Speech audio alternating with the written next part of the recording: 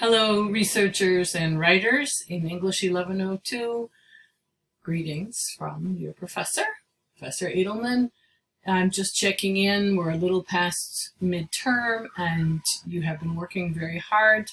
I did warn you the pace of this class would be intense, and I'm sure you're finding that that is the case. I am working on the research proposals that have been coming in, and you will be getting feedback on those over the next few days. And continue to grade your work. Make sure that you get in touch with me if you have questions. I do have office hours and can always meet with you at a time if my office hour doesn't work for you.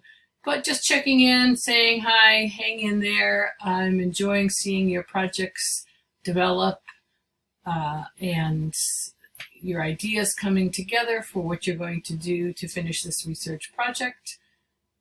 And so just saying, hang in there, stay in touch, and hope that everybody is safe and healthy and getting through another month of